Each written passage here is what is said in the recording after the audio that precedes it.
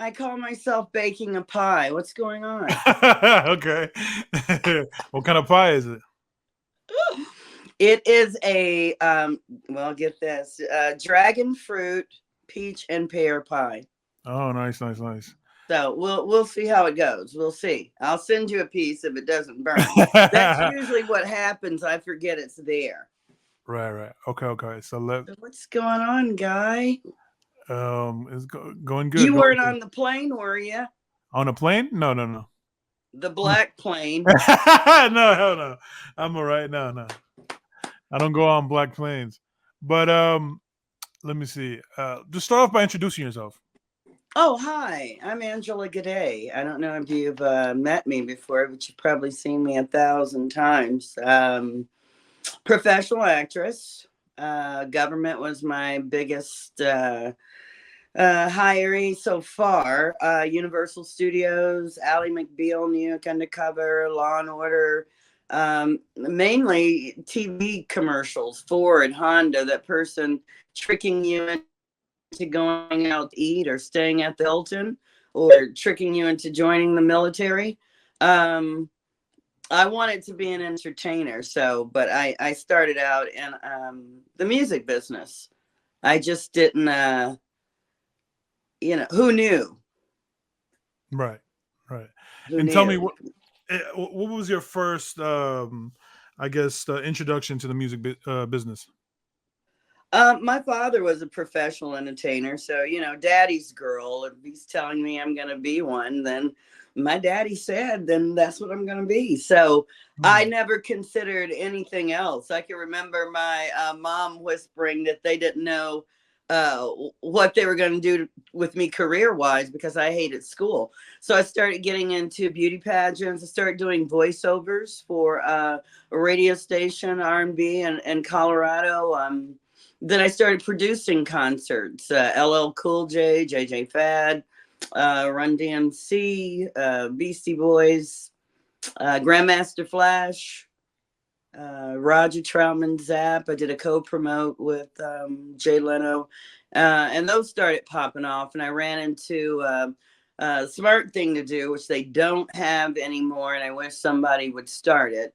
Is the music conference, like a Jack the Rapper. It gave you an opportunity to shake hands and show what you could do, and sell yourself and get in front of people's face versus having to send a tape or hope that meet somebody that knows somebody. Right. But this whole dynamic has changed. I don't even know what to anticipate music wise. Uh, you Hmm. know, we used to say at Public Enemy, I was A&R exec for their record label. We used to say, music isn't dead, but it sure as hell's on life support. Right. We couldn't figure out. I mean, you're sampling the master samplers, Right. Public Enemy, artist sampling, filtering, multi-band like micro loop sampling, sine waves when people weren't doing that, drum bass. We were using 42 samples on something like I think a Fear of a Black Planet on one song. So they're sampling us. So where do we go? Right, right. So tell me, how do you make the move to New York City? Like, how does I that fit kind of in? hit a wall.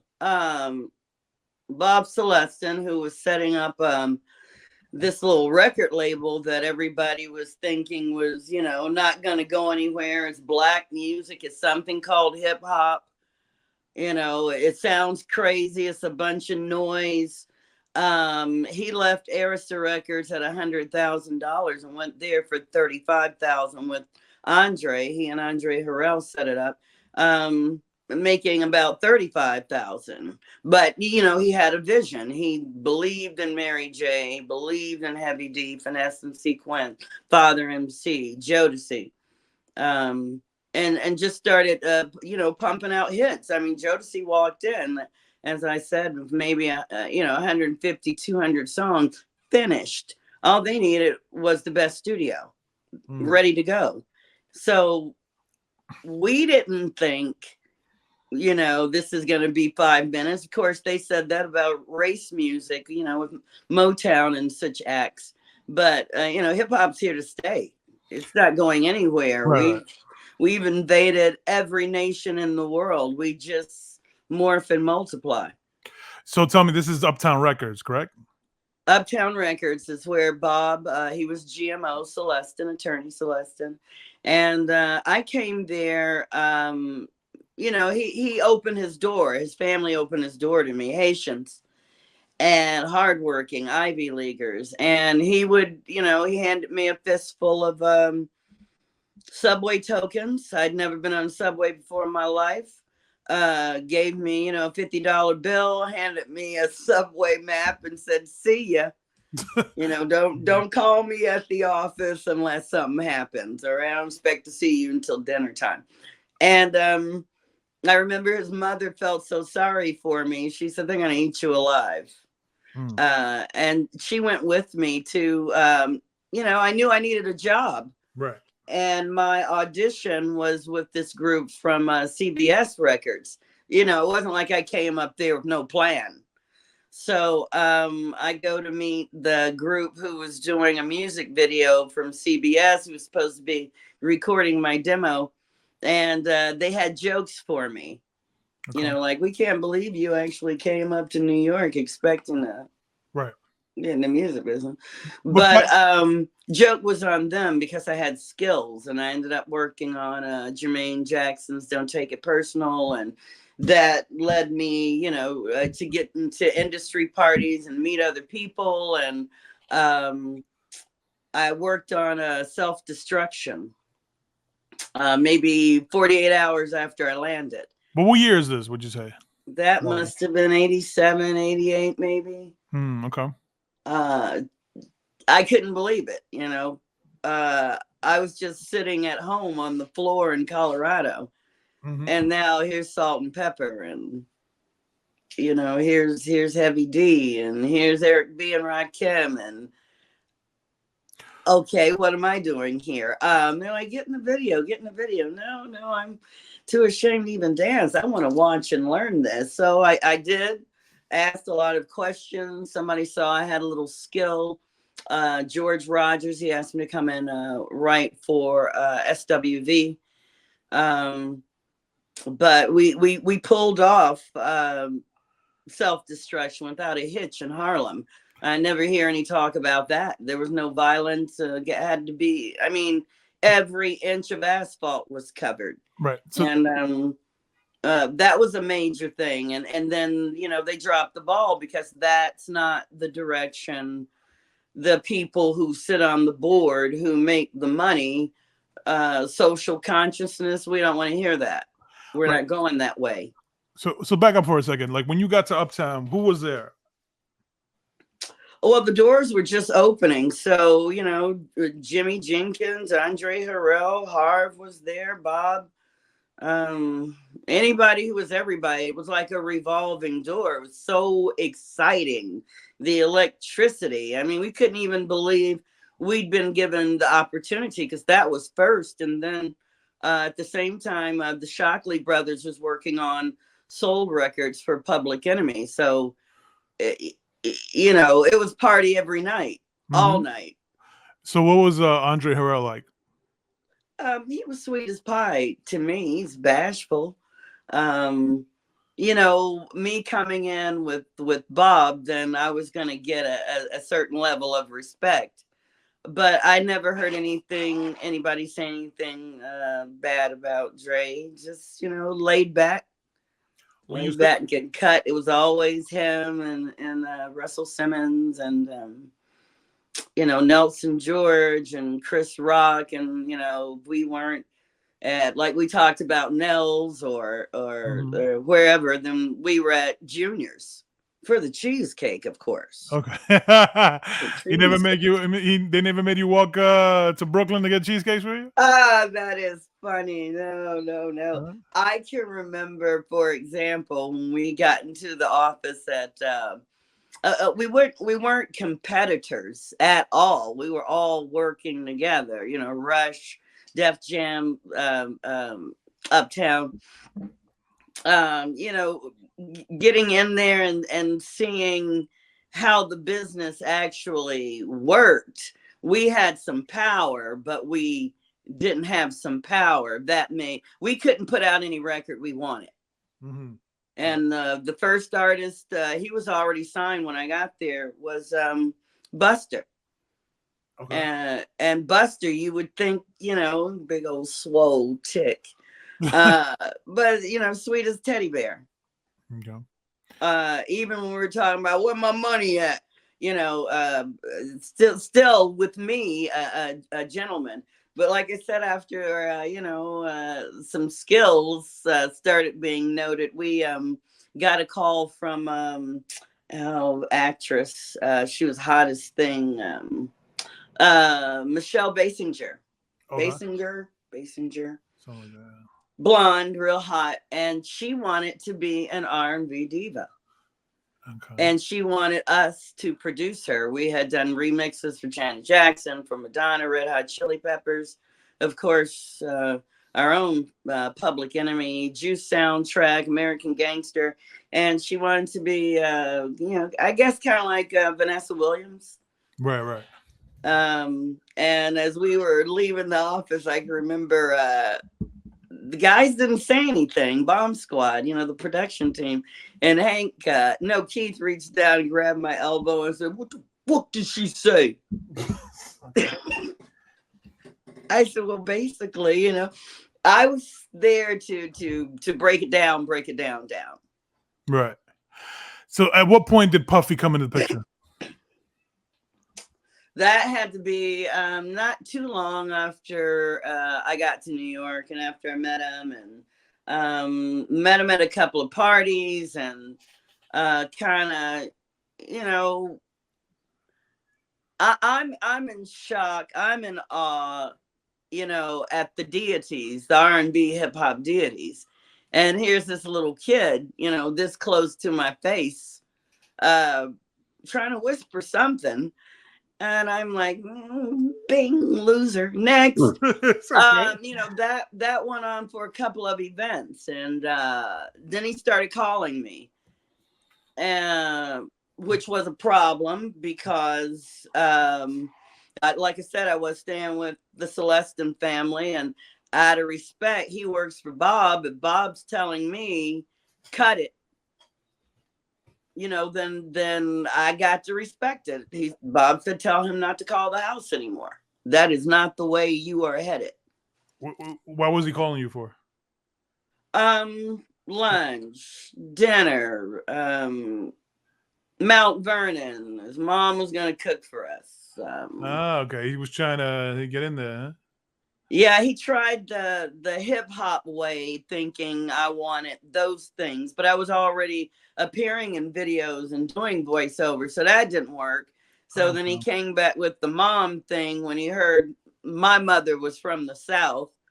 That didn't work. So then he came back with the business The business offer, you know, that he was going to have his own record label, that he was going to be bigger than everybody, he was going to blow up, and you know, next year, and he's got me, all he needs me and him could build an empire together. And I'm thinking, I wonder how many women he said this to. But you know, quiet as it was kept, I was already working in the studio in Green Street with on Ice Cube's America's Most Wanted, with Public Enemy. It's just I didn't you know, it wasn't like I was going around bragging to people. Who did I know? Right. So his offer was, you know, that's nice, I don't think you got two nickels rubbed together to pay me. So, you know, I'm good. I'm cool. And the thing about you calling the house, and, you know, he tries to press up against me. We were in his office space. I heard it was, you know, formerly the janitor's room. Okay, wait. Back up. Let's take it slowly. Hold on. Give me a second. Break that down for me. What did Puffy, you guys, okay, he had an office that you believe that it was formerly a janitor closet or space, and you go break it down. Like, do you walk in? Does he call you over? What do you remember? Yeah, we were, everybody was out in the hall. Everybody was getting ready to either go to the studio, go to a writing session, shoot a video, and Bob was like making sure that I knew everybody, who the players were, and told them what I was going to be doing in terms of helping him and working where I was going to be working with Public Enemy. And he was over with the door open to the closet. Okay. Hey, okay. And I'm like, yeah. So anyway, blah, blah, blah, blah, blah. And I guess I got too close, to the door being open, and he grabbed my arm and pulled me in, but I kept my hand, on the outside of the doorway. And I said, no, And he said, no, I just want you to see my office. Okay, I blinked. I see it. Okay. Okay, this is cool. He's like, but I'm just starting out here, and this is what Andre's gonna do for me, and next I'm gonna be getting to producing. And I said, oh, you play instruments? No. Okay. Do you sing? No. It's gonna be real difficult to produce, but big ups. All right. He tries to get me to sit down. I said no, and I start, putting my body back out towards the door, and he's right in it, doing the pleading thing. And that would have worked if I didn't have so many big brothers Right. hipping me to the game. This is what they're gonna say, this is what they're gonna offer, and this is what you do. And if you don't fight back, then when we get with you, you're gonna have to fight us. Okay, continue. He pleads, and what else? He pleads. I'm turning my face left and right, and I'm trying to get my left foot back out the door. And somebody said, "Good day, you all right?" And he backed up. And I said, yeah, I'm cool. I'm good. And I walked back out the door, and I kind of, looked down. Don't do that shit again. Come on now. That's like trying to force me to do something I don't want to do. I already seen your office. All right. The 1,000 calls. All right. I've asked, don't call. So, in other words, would you say he try to, like, I don't know, make a move on you, barricade you? Yeah. Push up on you. Is that what guys say? Yeah. Yeah. And then if they can get you that close where your body's touching, then you're quickly against the wall. But you already made it clear that you weren't interested. Over and over again. This has been going on for months at this point. The phone calls and running into him at the party, and and then this time, it was like, this is not cool. I did go and like I was supposed to go and let Bob know, this is not cool. So I know he went and jumped on him, and after that, the bomb squad made sure there were no more problems. Meaning they... I'm untouchable. I understand that, but specifically, what did they do? Something to Puff? Did they talk to him? Did they physically do something? Him, not just him. People were taken outside and talked to. They couldn't come back in. With a puffy eye. You behave. You show respect. It's a small clique, right. And yeah, there are your chicks for that purpose. But when somebody's making you money, like me, then I don't get that kind of disrespect. You're not going to make me do anything. I don't have to. If you was just him and you and him in the office, what do you think would have happened? See, that worried me, because he reminded me of a guy from high school who did that, got the door locked, and then it was a free-for-all. So I said I would never let that happen again. So that's why I made sure my foot or my shoulder or my hand, something stayed outside that door. Plus, the hallway was so busy. I didn't think for a second, he's going to, show me his Willy Wonka chocolate factory maker. I didn't think that. Wait. I'm sorry. Wait. Hold just a second. When you say that, what do you, he exposed himself to you? No, I didn't think that he would do that. He was a little put off because I guess because I wasn't going with it. I Okay. wasn't being impressed. I was more apprehensive. Here's his business card. Here he's had his Oh, name printed okay. out on a piece of paper. Right. And I wasn't impressed. If anything, maybe a little anger at first, Mm-hmm. but then, a quick flip. I just want to be your friend. I just want you to be my girl. But, too late. You trying to, Yeah. I need you to leave this door open. Okay. Yeah, Angela, I'm sorry. You just the way that you word some things, it kind of gives me like a double feeling, You say Double entendre. That's from exactly, doing yeah. stand You up. say someone is sweet. He showed me his Willy Wonka chocolate factory, the chocolate maker. It can be taken in various ways, Hey, New York, anything could happen. That's my stand up. We gotta rephrase some things. Yeah. You gotta be careful how you say some things. Exactly. Yeah. Exactly. Okay, so this is very early on in Uptown. And where was the Uptown Records office located? Do you remember? Obviously, in the No, I city. remember we were at Broadway and Houston.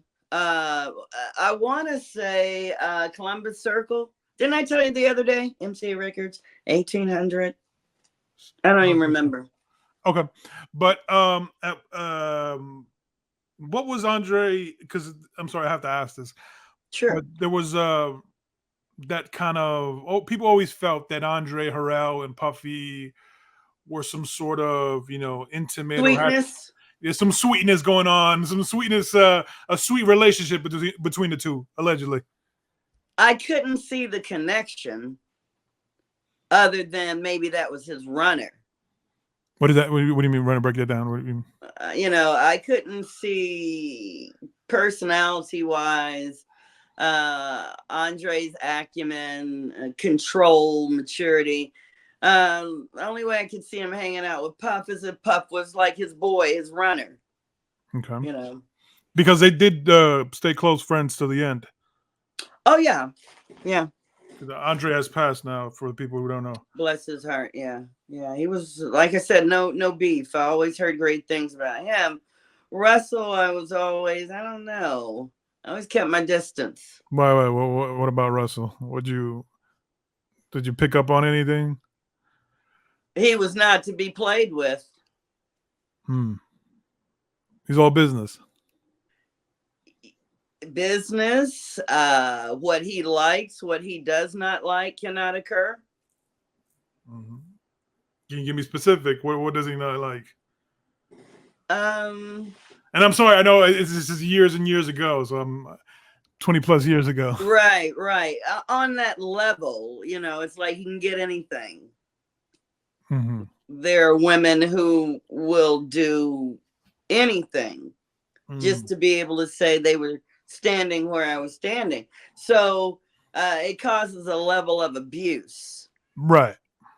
And like I said, the females are fine with it for a while, until it takes their toll or they get cut out of the scene because they've been had, as we say, you got them track marks on their backside.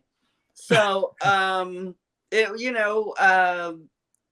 he was just the type that he wanted things to work a certain way, the type of woman on his arm. When he was done, he was done. Right. And you get lost or else get embarrassed. I want to say I was out to dinner with a world renowned movie maker, let's say. Okay. He apparently had sex with this kind of famous chick. She was beautiful. Okay. Her family owned this restaurant, and she was there when he picked the place. And as soon as we sat down, I saw the chat. I said, either they're talking about me or they're talking about him, but I don't. We can go somewhere else and eat. But he said, no, we're going to stay here. And she comes over and addresses the issue. You know, I really had feelings for you. I thought you and I were going places, and now you did this to me. You're going to have sex with me, and then you won't even call me. I said, let me get my purse. Wait. Who was doing this, crying and saying this? He's talking about Russell? I'm sorry, the movie director.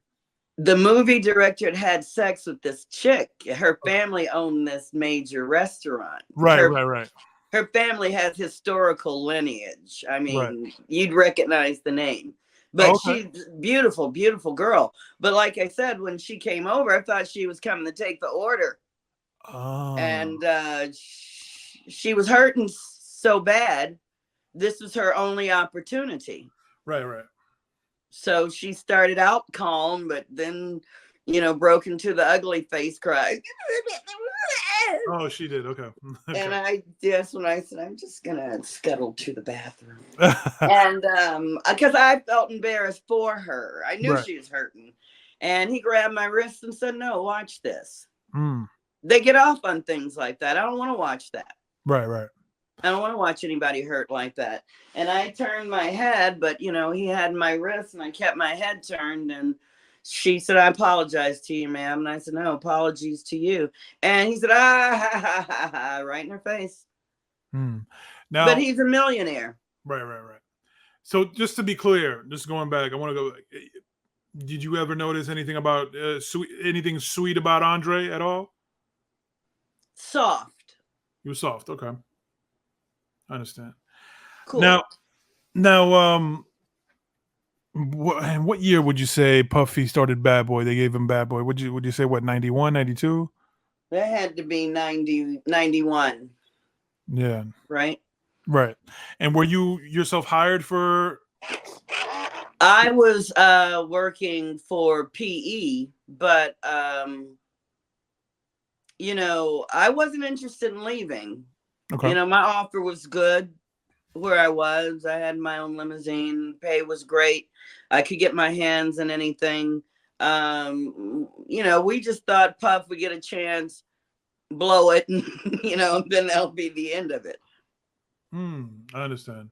But he knew how to surround himself with competent musicians, competent sequencers, vocalists. He knew how to make those promises, or, you know, cut a deal, get somebody's yacht and, you know, tell all the chicks, you know, get your bikini, we're going this weekend, and in exchange you get to sing on this record for free. You know, with no pay. You get to be in this video with no pay. Right. Okay. Right.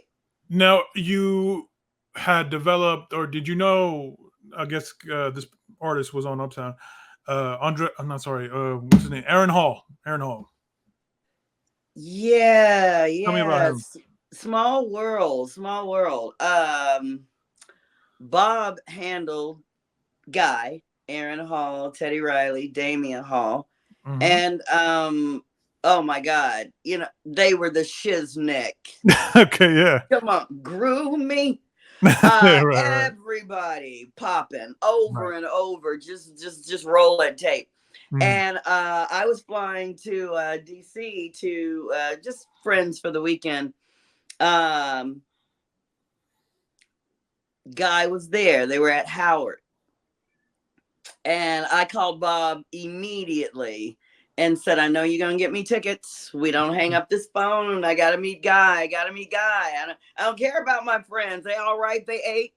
Let me go see Guy. Right. So he said, okay, you got backstage passes. I had my friends take me back home, and I put on, you know, today what I would call a tube sock. It doubled as a dress. And my stilettos and my bling bling, and you know, caught a taxi to Howard, figured it out. I did get tickets for my friends because I knew I was going to need a ride home. And we got lost. Okay. Yeah. And I couldn't figure my way out. I finally saw a sign They said which way to go backstage because girls were going nuts trying to get at them. And I got backstage and, met everybody. Gene Griffin was the man of the hour. He was the bad man. He was like your, Nicky Barnes back in the day, control master. And we sat and talked. And sweetest one, of course, was Teddy. Anybody tell you that? Damien's a doll. Damien's a doll. And Aaron was over on the side. Him that tongue, all right now. I turned and looked at Gene Griffin and I said, so where we're at, I'm gonna send you my resume. And he said, oh no, you already hired. I talked to Bob Celestin. I'm sitting here talking to you.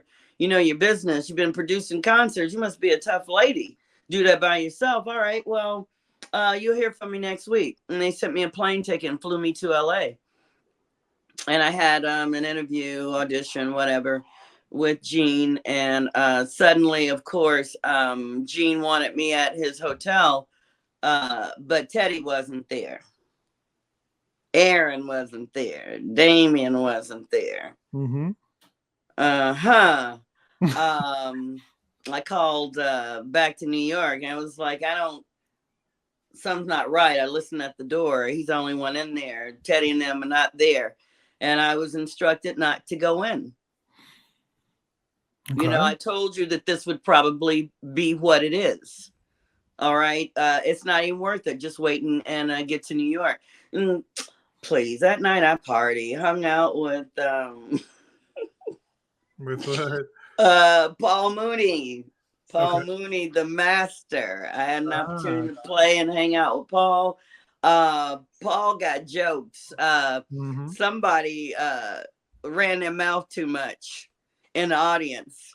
And Paul just pulled the chair right up to me in the front row and said, okay, it's just me and you, okay? Anyway, and for the next hour, it was just me and him. Just laughing, joking, hitting each other. Loved him. Broke in on Paramount Studios. Got to meet Eddie Murphy and Arsenio Hall. And but it was a lot easier. It's a lot more exciting. The whole game has changed. So tell me about a little bit about Aaron Hall. Like, what was he like? When I met him, typical. He's backstage. He gets to pick out whatever piece of booty he wants. Right. In LA, it was a lot of people around. We worked together on was it New Rex and Effect, New Jack Swing, and I had zero confidence to be that chick in the front and shake what booty. I told my mother the Scottish, Irish, Confederate blood must have went to my behind.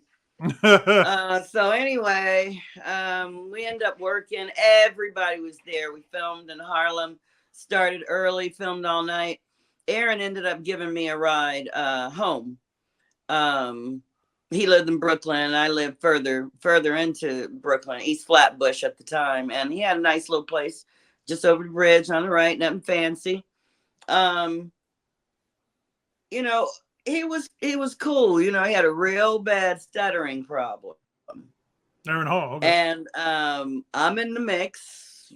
They knew who I was. So it wasn't like a train was going to be pulled. Right. Deals would be lost and legs would be broken. Okay. But I do remember him saying, you want to do anything? Excuse me? Do you want to do anything? Okay. Do I want to do anything? Do I want to have sex? Boy, bye. And it was night time. So no problem. In the morning, he, I had to be somewhere else and he just dropped me off.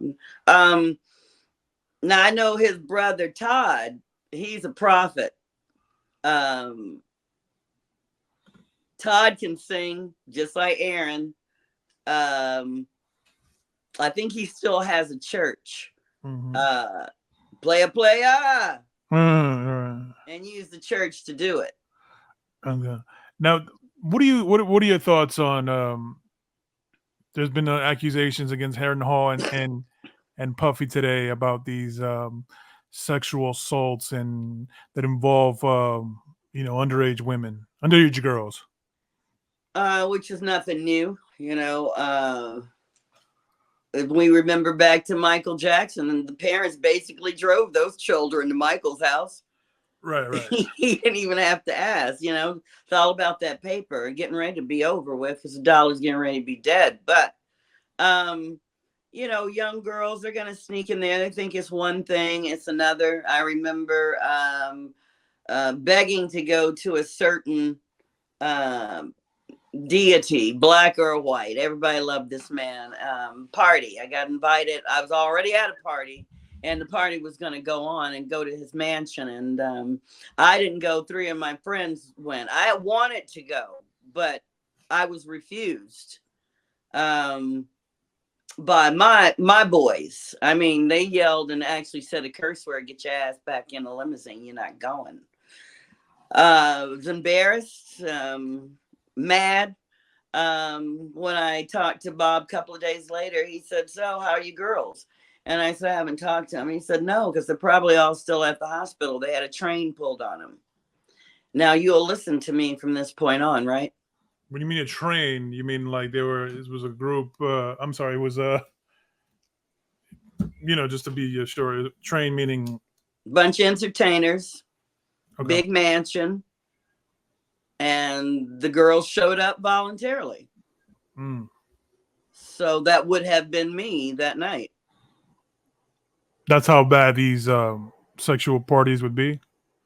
Oh yeah. I mean, voluntarily. I was at one birthday party. I think we talked about. We'll leave his name out of it. Rapper, and there was a 14-year-old, slobbing on his knob, and that's never been my thing. But what they'll do is, with the grooming, they'll try and get you to be into it. And I know, no, watch. Isn't that fun? Isn't that exciting?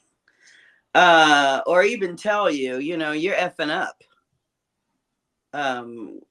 I was told by a TV producer, if I came over for dinner, he was sending the limousine, that this was a Monday night, that Thursday I would have lines and I would be a principal character on a #1 black TV show.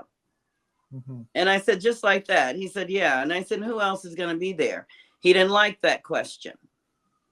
And then he told me, so you seriously not going to come? And you going to be on the show on Thursday running it? Oh, you fucking up. Mm-hmm. Oh, okay. They have no problem telling you that. He also told me he wished I was more European. Okay. Wow. Just back up for a second. You said the 14-year-old that was giving fellatio to this rapper. Yes. To this rapper. How do you know? Was that rapper aware that she was underage, or you don't know? She was very petite. Okay. Either she was extremely young or extremely malnourished. 80 pounds maybe.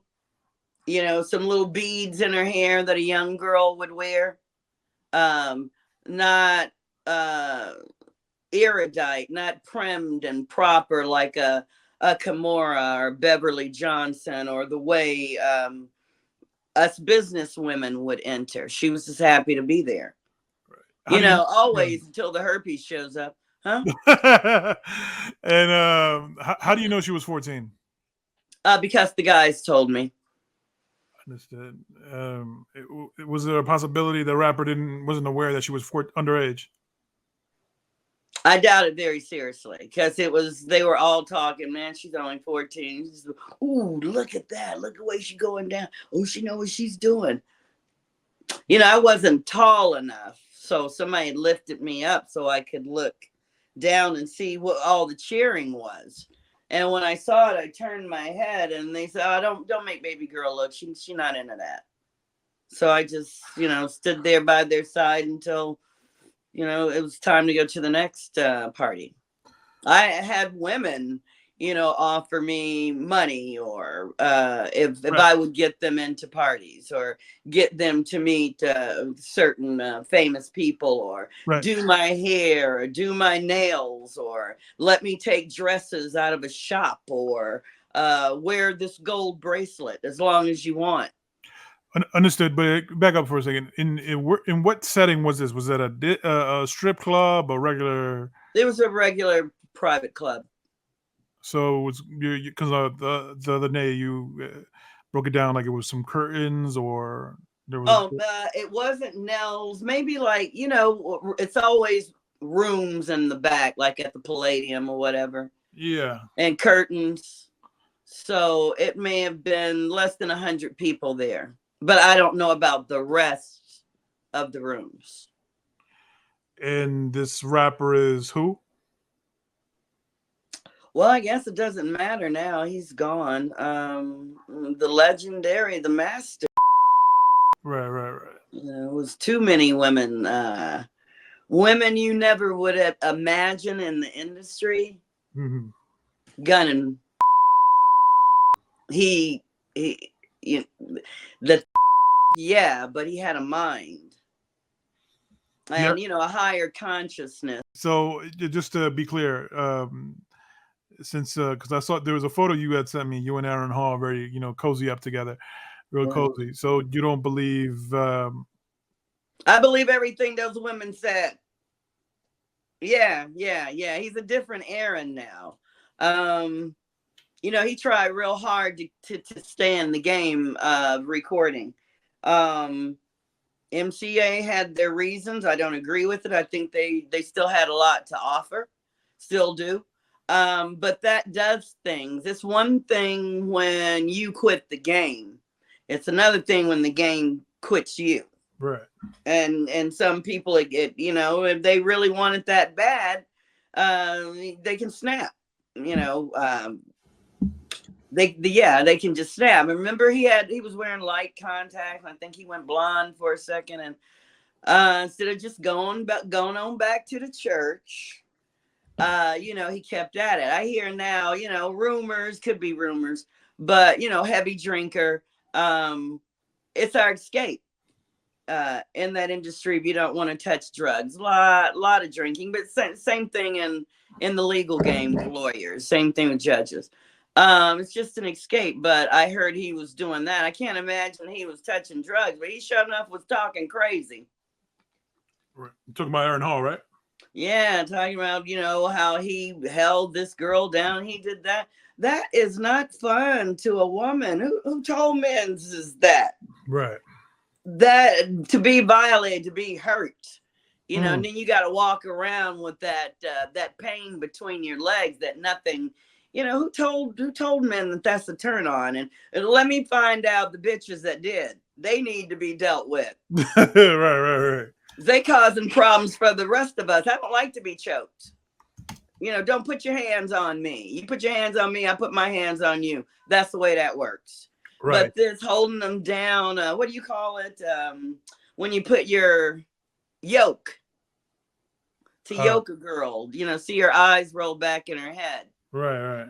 While you ejaculate. That stuff like that, that's fun to them. Right. You have to do things like that in order to earn your position as the girl. Right. So when you hear like stories like Aaron Hall hooking up with Gloria Velez at an age where she wasn't, where she was underage. Oh, he didn't care. No. They wouldn't have cared at all. The main ones that were on me, and I don't just mean offering a coach purse or a trip to Italy this weekend. I'm talking houses, my degree paid off, half of a record label. These were usually your 50-year-olds. Right. On their way out, 60-year-olds. Right. Wanted to have a 16, 17, 18, or somebody who looked that way.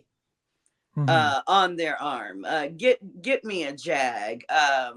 They're never gonna have a woman that looks like me on their arm unless they're putting out like that. Come on. Right, right. So it seems to me, because I'm a little younger. I didn't live, I was only a kid in the '90s. In the '90s, it seems maybe not that big of a deal to be with maybe it was to be with for a grown man to be with a woman that was underage.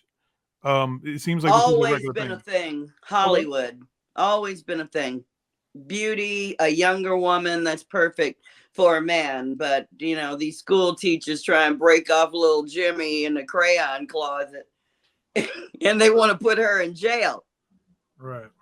But that's always been the allure. It will always be that way until the ball is out of men's hands. It's gotten out of control with this, LSD or the Molly or Right. the ketamine. Some of these people don't wake up. You just don't hear about them. Right. Okay, they might end up on Skid Row, downtown LA. Or a friend of mine, I hate to mention her name, she's trying to get back on right now, but she was hot in the early 2000s, and maybe not the strongest mentally. Right. And they tricked her in front of the camera, told her to do a sex scene with the dog. Right. And everybody's seen that, and it kind of broke her. Okay.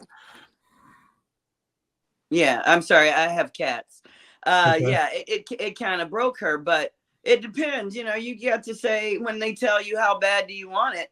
No, Ninja, how bad do you want it? Let's turn this thing around. You put something on it. Right. But they know that there's competition. There's a girl who's probably 12 getting ready to jump up on a bar on the pole tonight. Right. It depends on how bad you want it. Depends on your values. Mine just, and I kept imagining some of these people, what the hell is he going to look like when he's 50? Right.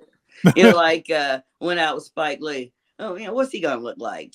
Everybody shrinks. What's he going to be, 4'3"? Right. Right. This is not going to be sexy. So, or, what if they lose their paper?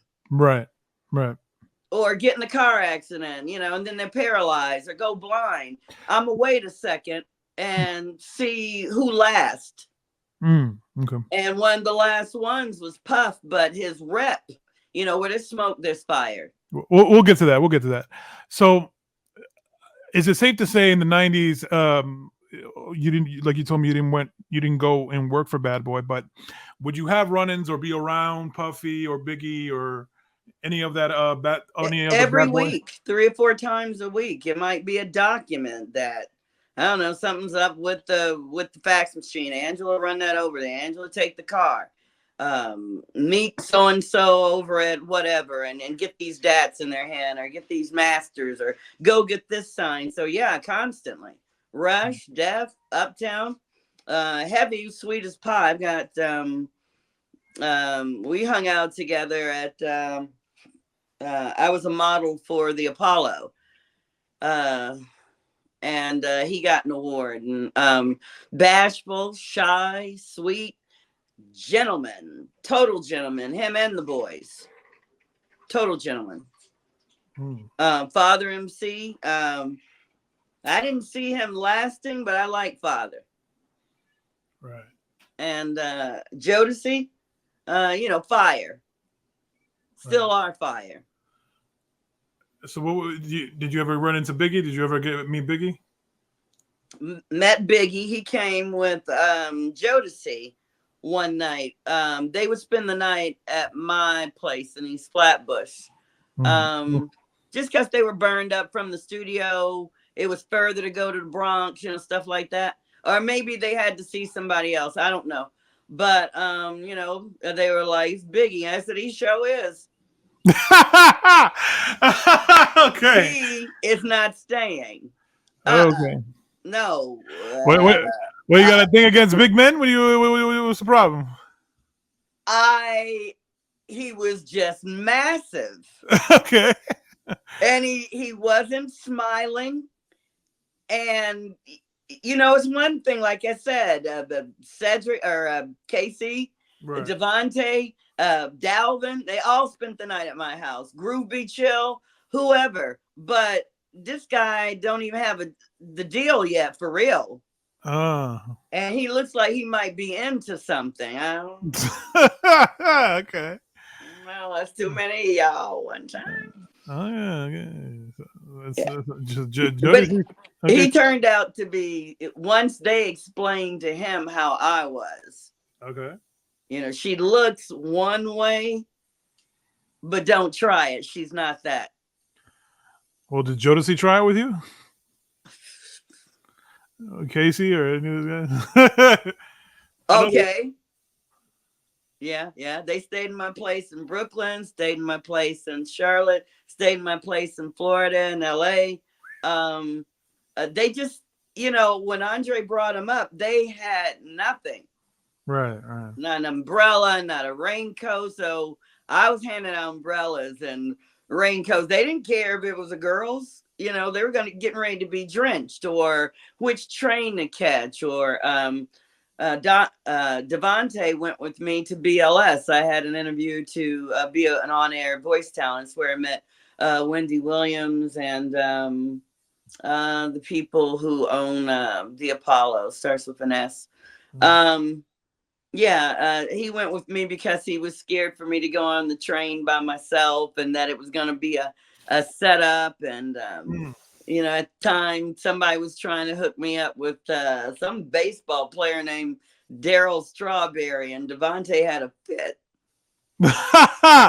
Okay.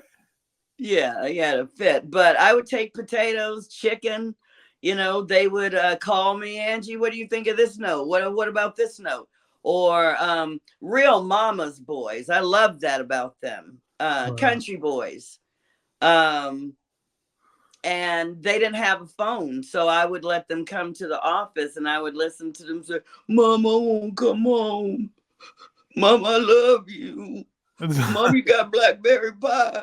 Okay. Mainly KC. Okay. Well, JoJo wasn't having it. I heard him yelling through the phone. No, I ain't bringing my ass up there until that mic is on, them lights is on.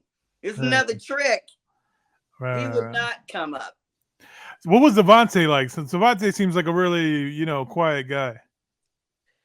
Well, but he got the diction for that pussycat, though. Okay.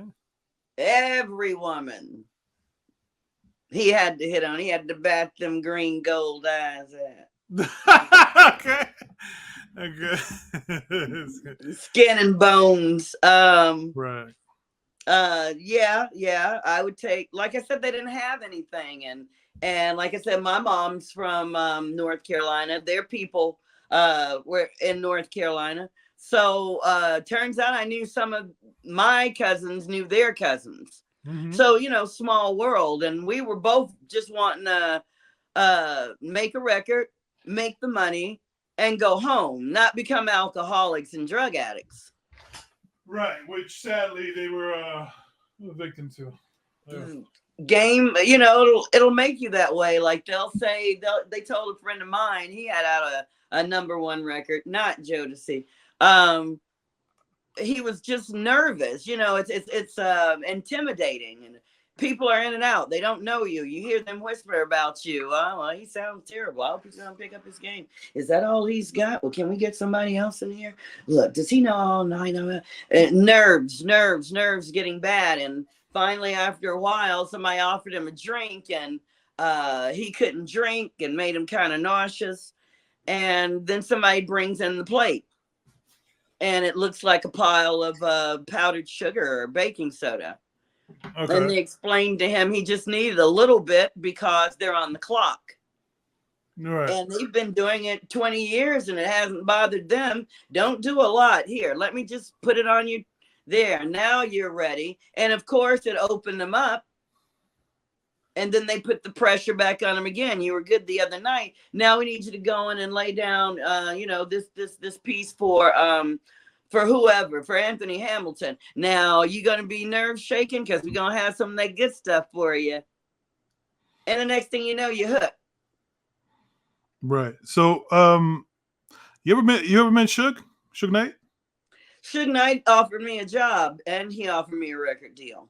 Really? When was it? Mhm. When? At what year? What do you remember? What year? It was the height of the East and West Coast. This was had to be like when to me, I felt like they must be getting ready to fall off. So 2001, 2002. Oh, okay. It was that around time. Okay. Yeah. Yeah. Okay, I understand. What was he like? I could see the imprint of the palm of his hand on my face because I would have to give him some lip service. He was that type. Wait. Wait. Is it the way you word these things? Come on. When you say a lip service, break that down for me a little bit. I would say that his hands, porterhouse steaks. Right. I understand. He doesn't allow talking back. Right. So I could see the imprint of his hand on the side of my face where he smashed my brains in. Because no, you don't. You're not gonna talk to me like that. Mm-mm. But he wanted. No, no, I'm not taking off nothing and walking in front of anybody. No. But did I hear you correctly? Because of the way you said something else. You said, did he try to like have you do something sexual or? Well, he just let me know I'd be staying at his house tonight. So that would be sexual. I'm sure he wasn't going to help me plant pepper seeds in an organic garden. So in other words, he said, "I'll sign you, but do something for me, and I'll In other words, is that what you say? That's right. That he's thinking about signing me. Okay, so Okay. I have nothing. I've heard that one before, and I'm pretty Exactly, Gene yeah. Griffin. Exactly, Southern. Okay. I understand. Yeah. I wasn't trying to hear that. Right. Plus, like I said, my comedian Sinbad, All right. had his opinions all in my business. He would tell me, I don't care where you at, whoever it is, whatever they're offering, you hit me up, and I'm gonna drop them. Okay. And that's how it sounded lovely. Everything that they're offering. Okay, here's a record deal. Okay, but you gotta come with me to Italy real quick. It's a cruise. Right. What does that have to do with my record deal? Well, I just have to be there, and you're the quality type of woman. I want to blah, blah, blah, blah, blah, and yeah, who doesn't want to go to Paris? Okay, but this man, I think he was a man. I'll call him a being. He had a hump in his back, hair on his knuckles, nose went from here to here, lip touched the tip of his nose. Cro-Magnon man. I could not see myself having sex with him. So my girl went instead, and he had a seizure. The fuck? On the ship. And they were asking her questions, and she barely knew his last name. Okay. And this helo came down, and they said they were going to have to take him to a hospital, but it was an oddly dressed ambulance people because it was his wife, and she whooped the SHIT out of her. They brought her in on the helo. Yeah, okay. Okay, so it's risky. Most of them, are married. But if you paying my condo rent, you got me a limo. I've got my bling bling. I can afford to get my girls in some spots, maybe take the yacht out. Okay, so you only slap me occasionally. It's a good deal. Right. Okay, so were you around? So tell me what the behind the scenes of the music industry was like the time of the East Coast and West Coast War. Did you ever see Puffy in Fear, or did you ever see something that was just maybe concerned big? It was a big concern because we had Cube, and we were doing America's Most Wanted. And it was buzz all over the city that it was going to be bang, bang, shoot 'em up. But I thought it was, maybe they were just going to throw some words. Somehow I missed the seriousness. Right. And they knew I wasn't going to show up. Mm-hmm. If there's going to be some shooting, Angela Gade is not going to be there. Right.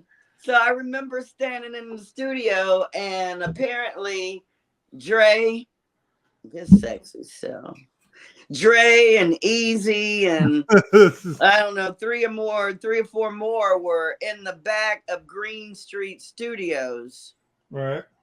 And the voices kept getting louder, and I saw arms going and voices I didn't recognize. And some of the studio doors opened up, like, what is this? And then a body flew. Wait, what?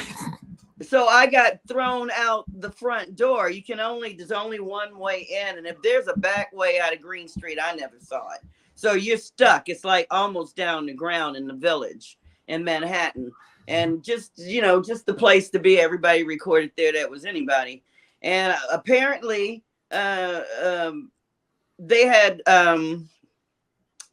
niggas with attitude showed up, and they had attitude. And they want to throw some hands with Cube.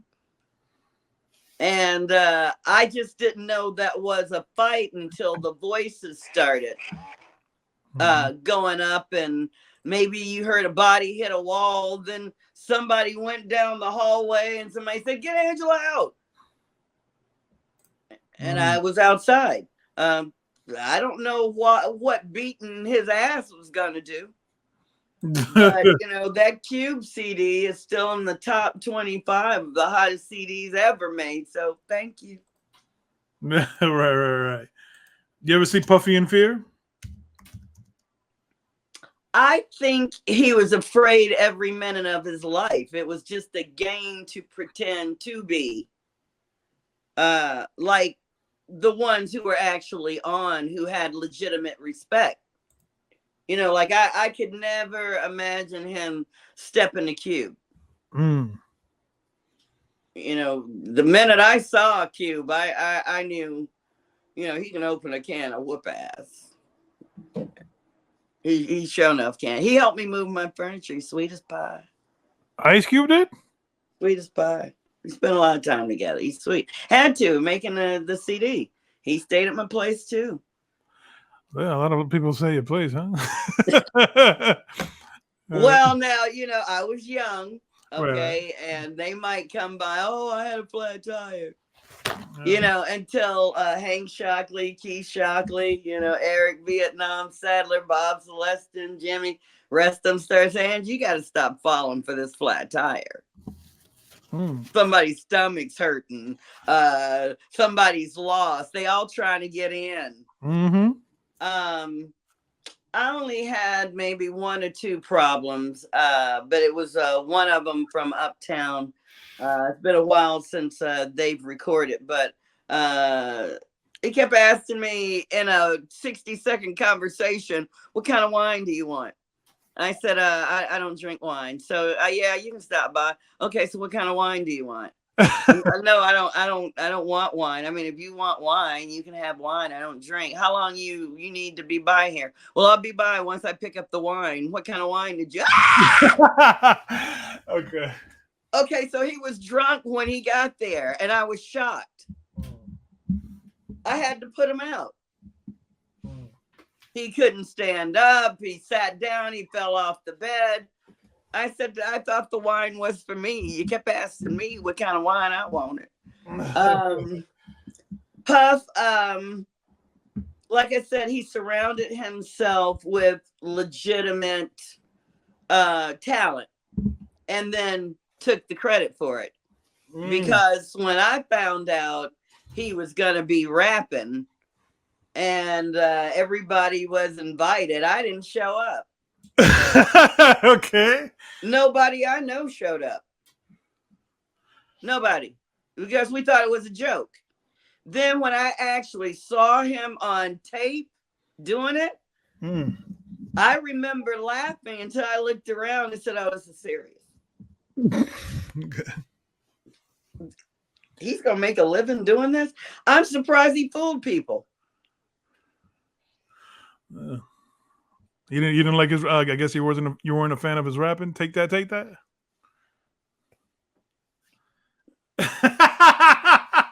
Okay. I'm impressed. Okay. Seriously, I'm impressed, but I would feel badly now had I worked in this camp because it wouldn't be real. You know what I mean? What do you mean by that? It wouldn't be real. I mean, it all would have been for naught because I'm not going to be the only one that's saying record producer no. No, he was not a record producer. So then what was he doing? He was finding beautiful women who may or may not have had talent, but I can make anybody look like they've got talent. I can make a Britney Spears tonight. You know, I might not be able to make an Anthony Hamilton or a Johnny Gill's voice, but I can make you look like you're doing something. Right. You know, and those people are still waiting for the money. The artists. You know, you can never get that moment back again. That's done. You know, they've lost people. They've lost assets. The lies that were told. They could have been jumping on other projects. Right. Did you ever meet Eazy-E? Did he ever come by? Yeah, he was there that night when the body went flying at Green Street. Oh shit. Okay. Well, I know it might have been him.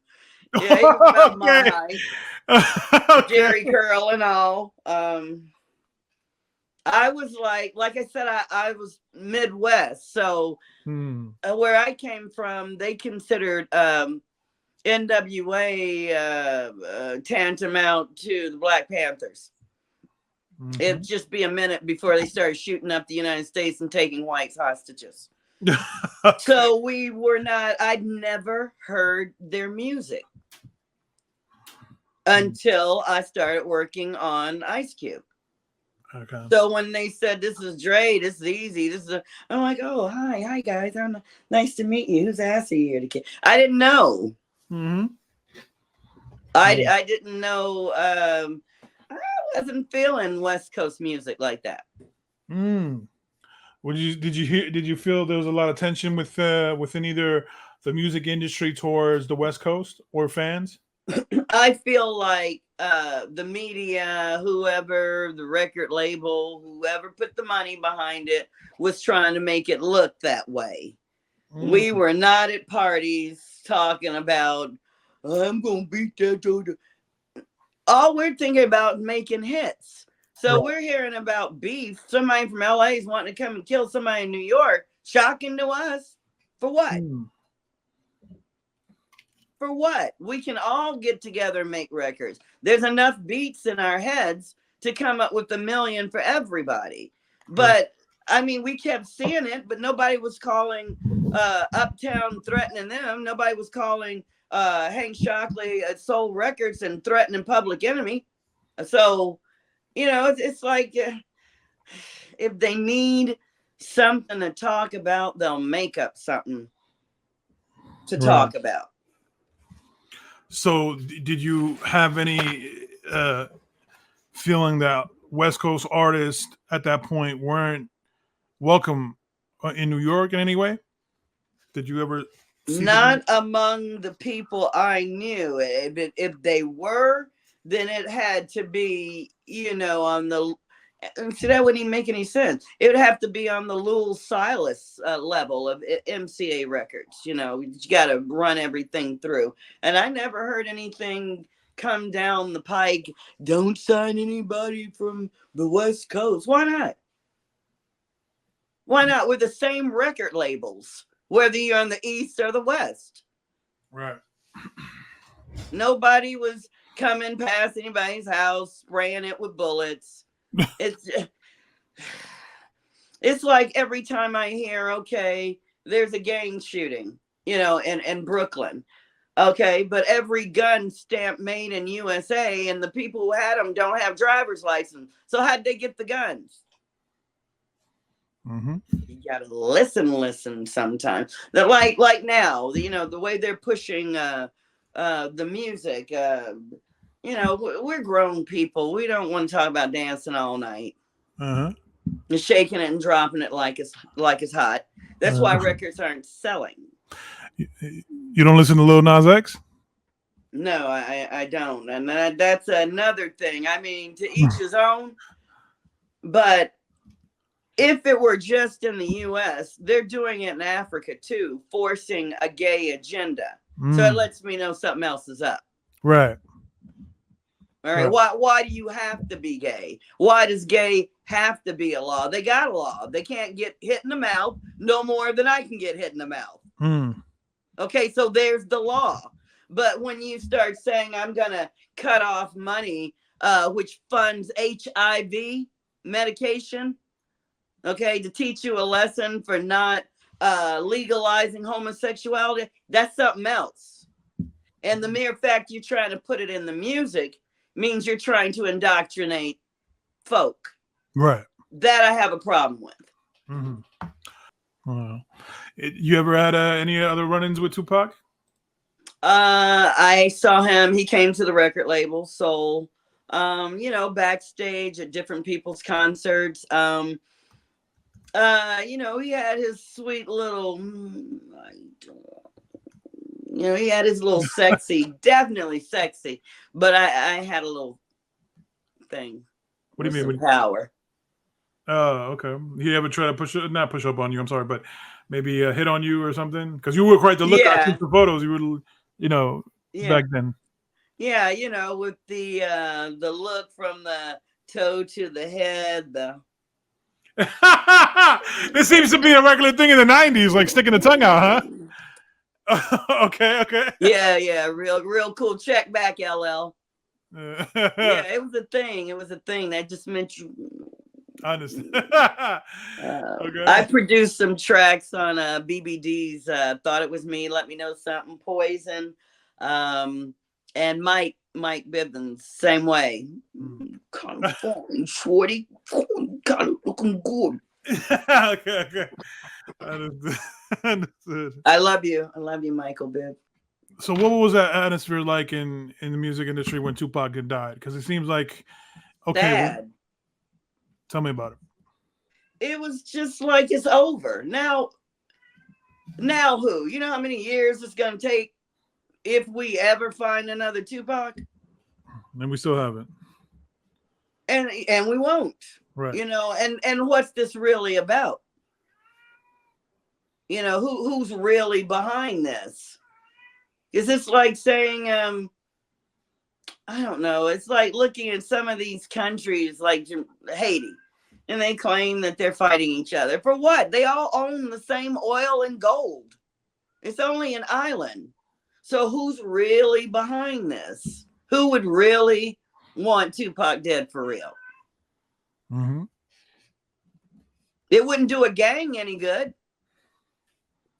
Mm-hmm. They like to get down too. What thoughts, what do you think when you hear that Puffy put up money to take out Tupac? What goes through your mind? Does it surprise you?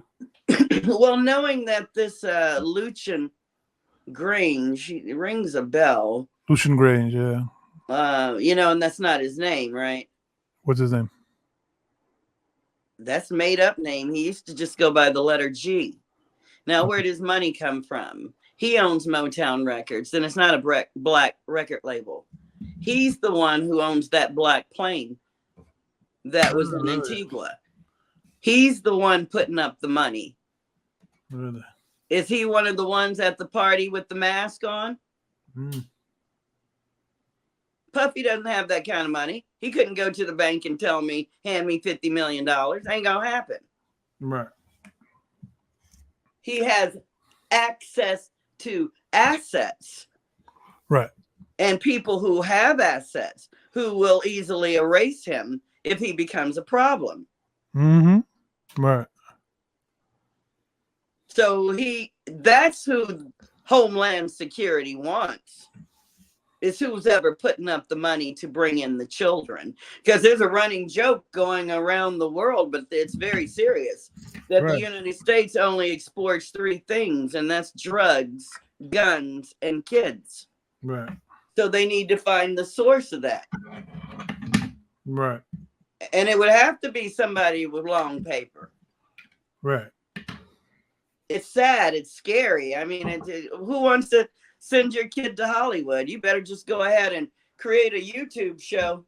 Right. Yeah. So what was it like when Biggie died around the office? It was like, wait a minute now. This doesn't make any, same thing. We want to say it. We're saying it aloud, but it's not like anybody's going to give us the mic to say, look how many people lost money. Mm-hmm. How many people had him insured? Okay. And what would be a motivator for taking him out? What's the replacement? Did you want a replacement, or are you trying to take music in a different direction? Right. Wanting to emasculate men. I don't want my man singing falsetto. Right.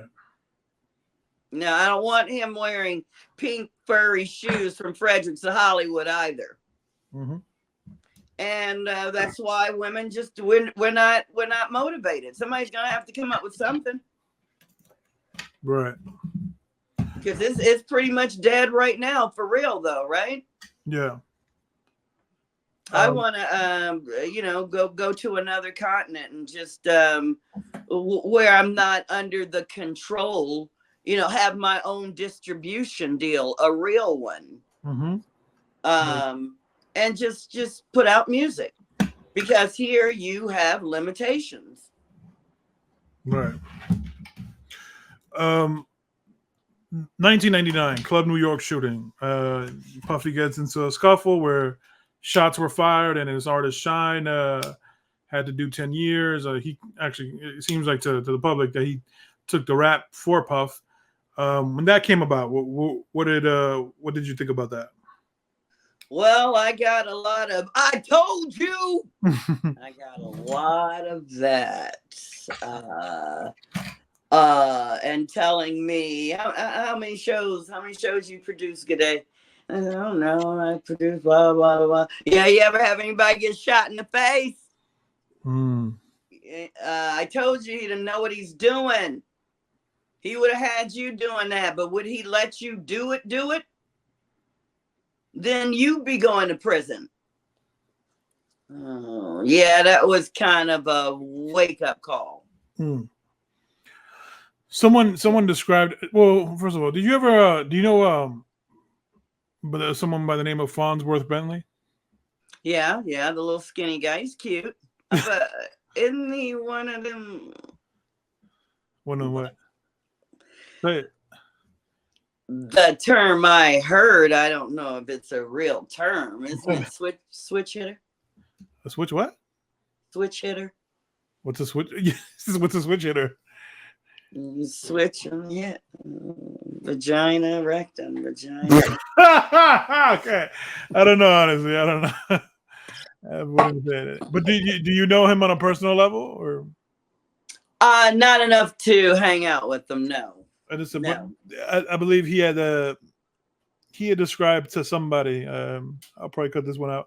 He described to someone that I know. He described Puffy as a gangster, as a Frank Lucas character. Now, if he was doing that, then it was real low. I did hear, he's a crazy motherfucker and you better stay away from him. Right. But as far as I would ask, give me specifics when you say crazy. Did he put a nail gun to somebody's eyeball? But they were more like, the less you know, the better off you are. But I don't know. Maybe he's got somebody doing the gangsterish stuff, but I couldn't. Listen, I wouldn't hesitate, put my hands on him. Okay. Let me just put it that way. Okay. What about here 20 some years later, and these crazy accusations of still here, can you believe it? Yeah, sex trafficking. He did say Sex about trafficking. I know a sex trafficker. yeah. So 10 plus years ago, he said we'll still be on top. So I guess this isn't the downfall. You're like, on top of what? Who? Yeah. Answer me that. I don't want to hear about no KY gel. See, this is a new thing. Mm-hmm.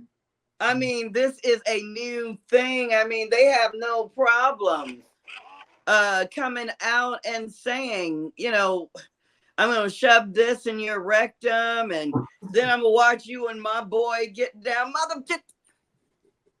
You know, that's me turning the table over. Right. Who, you've actually talked a woman into doing this? I would rather go work and get it myself, which is what I did. Mm-hmm. That was just ridiculous to, you know, like this anal sex. Come on now. Mm-hmm. I don't want to hear that. Right. Do you Stay think away from there. That's for evacuating only. Do you think they're true? Oh yeah, they do it. I just don't know how, because you know, I know a chick, she had to get her rectum sewn back together. Oh, Jesus Christ. And that doesn't always work. She had to have more than one surgery. So why would you? It's not like it's going to go back. The mere fact that you asking means you don't care about me. Mm-hmm. So night night. Right. Keep your butthole tight. Yeah. Well, there it is. That's all I got. Is there anything else would you like to touch on that I didn't ask you? I'm going to send you some pictures, and if anything pops up that I have forgotten, we can go at it again if you want. Any last words for the people before I let you go? You know, you got to know yourself, what it is you will and will not put up with. Mm-hmm. I'm working on a lot of projects, but I'm looking for serious minded entertainers, because Hollywood, like we talked about, record business, it's over. So let's get together and create a new one. Right. And I'm always open-minded and looking for new ideas, and taking this trip across the water and see what else we can create, and take hip-hop to another level. It's still got more. It's just a stifled. You have a book coming out, right? You're writing a book?